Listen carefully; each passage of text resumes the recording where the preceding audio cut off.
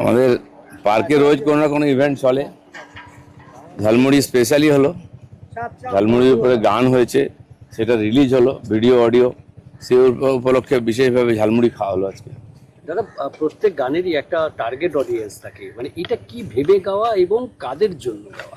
দেখুন, যে গান লেখে সে গান লিখেছে, সে ঠিক করেছে আমি গাওয়া উচিত, আমাকে দিয়ে গাইয়েছে, আমি চেষ্টা করছি গায়ক হওয়ার। মাননীয় প্রধানমন্ত্রী পশ্চিমবাংলায় এসে ঝালমুড়ি খেয়ে গেলেন, এত পপুলার হয়ে গেছে। তো যেটা পপুলার হয় সেটা সব জায়গায় তাকে নিয়ে অনেক কিছুই হয়। তো ঝালমুড়ি পপুলার হয়েছে, ইলেকশনে ইস্যু হয়ে গেছে, সেই নিয়ে একটা গান হওয়ার দরকার ছিল, সেটাও হলো। গতকাল আমরা একটা দেখলাম কলকাতায় মিছিলের ডাক দিল এসএফআই, তাদের মিছিলের অনুমতি না পেয়ে সেখানে ককরোচ জনতা পার্টি যুক্ত হলো, আরও অনেকে যুক্ত হলো এবং সেই মিছিল শেষ পর্যন্ত সংবাদ মাধ্যমের উপর আক্রমণের মিছিল হয়ে গেল। কি বলবেন?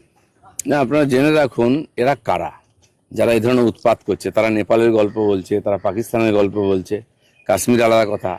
তো সেই যে একটা চেইন আছে না সব জায়গায়, ভারতের বিরুদ্ধে, ভারতকে ভাগ করা চক্রান্তের সঙ্গে যারা, বিদেশের সঙ্গে যুক্ত যারা, সেই ফেসগুলোই সামনে চলে আসে, সেই স্লোগান চলে আসে। একই জিনিস বহু বছর ধরে নরেন্দ্র মোদী প্রধানমন্ত্রী হওয়ার পর থেকে তিনি যেভাবে এই উগ্রপন্থীদের টাইট করেছেন, বিচ্ছিন্নতাবাদীদের টাইট করেছেন, তারা এখন শেষ নিঃশ্বাস নিচ্ছে। তো এরকম কোনো না কোনো ইস্যুকে সামনে নিয়ে মাঝে মধ্যে উৎপাত করে, মিডিয়াতে কিছুদিন থাকে, এর বেশি এর কোনো প্রভাব সমাজে নাই। এবং ওরা যা করেছে, মিডিয়াকে অ্যাটাক করছে, সাধারণ মানুষ, পুলিশকে অ্যাটাক করছে, তো মানুষ এতে খুবই ক্ষুব্ধ। কোনো রাজনৈতিক লাভ পাবে না। আমরা দেখেছি যাদবপুর ইউনিভার্সিটি এরকম একটা আইল্যান্ড আছে এখানে, যেখানে কিছু এই ধরনের লোক দেশের বিরুদ্ধে স্লোগান দেয়, ভারত তেরে টুকরে হোঙ্গে ইনশাআল্লাহ, কেরল কি আজাদি, বাঙ্গাল কি আজাদি, এইসব স্লোগান আমরা দেখেছি। কিন্তু তাদের অস্তিত্বটা কোথায় আছে? রাজনীতিতে কোথাও অস্তিত্ব নাই। এরা অতি বামপন্থী সারা বিশ্ব জুড়ে কিছু কিছু মানুষ থাকে, কারো বোর্ডে হয়ে তারা কাজ করে। এখানে তাই হচ্ছে, গণতন্ত্রের পরিবেশ আছে, তাই লাফালাফি করে ওটা নাম কেনা হচ্ছে। গতকালের এই আন্দোলনে অতিবাম যোগ বা আরবান নকশালদের কতটা ভূমিকা রয়েছে? সবই আছে, রাতারাতি তো বোঝা যায় না, ধীরে ধীরে এক্সপোজ হবে।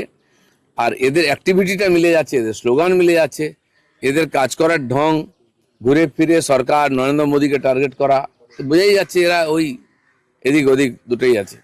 আর আমরা এই মিছিলে দেখলাম জাতীয় পতাকা উল্টোভাবে ধরে তারা জাতীয় পতাকা নিচ্ছে, কিন্তু সেটা এরা তো উল্টো পথে যাত্রী, কোনোদিন জাতীয় পতাকাকে সম্মান করেনি, জাতীয় সঙ্গীতকে সম্মান করেনি, এই রাষ্ট্রের পরম্পরা সংস্কৃতি মহাপুরুষদের সম্মান করেনি। তো সেই জন্য ভেগ নিতে গেলে তো হয় না, কখনো কখনো বেরিয়ে পড়ে। মহিলা সাংবাদিকদের উপর যেভাবে আক্রমণ হয়েছে, কি বলবেন যে সরকারের কতটা পদক্ষেপ? আমরা দিল্লিতে দেখতাম, দিল্লি ইউনিভার্সিটিতে বা জেএনইউতে এই ধরনের উৎপাত হতো, সেখানে ড্রাগ খেয়ে, গাঁজা খেয়ে, মদ খেয়ে রাত জেগে হুজ্জিতি করা হতো গান লাগিয়ে। সেটা আজকে মুক্ত হয়েছে, স্বামী বিবেকানন্দের স্ট্যাচু হয়ে গেছে। এখন শেষ লড়াই ছিল পশ্চিমবাংলায়, আমরা বারবার বলেছি রাজনৈতিক পরিবর্তন হয়েছে। এসব পরিবর্তন হঠাৎ বিপ্লবী হওয়ার যে নেশা কিছু লোকের মধ্যে আছে, আর কিছু লোক এই সরল সিধা স্টুডেন্টদের সামনে সবসময় ব্যবহার করে এসছে, তাদেরকেও এক্সপোজ করতে হবে এবং বিচ্ছিন্ন করতে হবে সমাজ থেকে। এই সময় কোনো জঙ্গি যোগ দেখতে পাচ্ছেন? এদের ব্যবহারে তো জঙ্গিপনা দেখতে পাচ্ছি, জঙ্গি যোগ আছে কিনা সেটা পরবর্তীকালে বোঝা যাবে। কালকে মাননীয় মুখ্যমন্ত্রী এদের সঙ্গে দেখা করতে গেলেন এবং বললেন যে প্রত্যেকের শাস্তি হবে। দেখুন, দিল্লিতেও বলুন, কলকাতায়, ভারতবর্ষে আজকে যে সত্যি সত্যি গণতান্ত্রিক পরিবেশ আছে, গণতন্ত্র প্রতিষ্ঠিত হয়েছে, এটা এদের অ্যাটিটিউড দেখে বোঝা যাচ্ছে। দিল্লিতে আপনারা দেখছেন সপ্তাহখানেক ধরে যে উৎপাত চলছে, পুলিশকে মারা হচ্ছে, পুলিশ যথেষ্ট সংযম দেখিয়ে, সরকার খুব ঠান্ডা মাথায় ছাত্র হিসাবে ট্রিট করে, এর সঙ্গে মন্ত্রী নিজে এসে কথা বলছেন, অনশন ভাঙাচ্ছেন।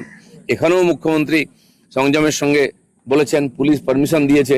কিন্তু সবার মনে রাখা উচিত যে সবার একটা সীমা আছে, সীমা পার হয়ে গেলে তখন কেউ সীমার মধ্যে থাকবে না। গতকাল এসএফআই মিছিল, আজকে তৃণমূল পথে নামছে। এটা তো এখন বিধানসভার মধ্যে দেখা যাচ্ছে, আসল তৃণমূল নকল তৃণমূল, কোনটা আসল দুলালের তাল মিছরি বোঝা যাচ্ছে না। যিনি প্রতিষ্ঠাতা তিনি বলছেন আমি আসল দুলালের তাল মিছরি, আসল তৃণমূল জিন্দাবাদ। কি দুর্দশা! আসল, আরে তৃণমূলটাই আসল ছিল না, চারদিক থেকে নিয়ে আসে। আর কাহিঁকে ইট কাহিঁকে রোড়া, ভানুমতি নে কুনভা জোড়া, সেই হিন্দিতে যে কথা আছে সেটাই ছিল। আর যে যেখানকার সেখানে ফিরে গেছে। এটা আমি বলছি না, মাননীয় সুব্রত মুখার্জি বলতেন যে পার্টি নয় এটা, আমরা প্ল্যাটফর্মে সবাই দাঁড়িয়ে আছি, যেদিক থেকে গাড়ি এসেছে সেদিকে চলে যাবে। আর যে যার চলে গেছে, ওই আঁটি আর পড়ে আছে।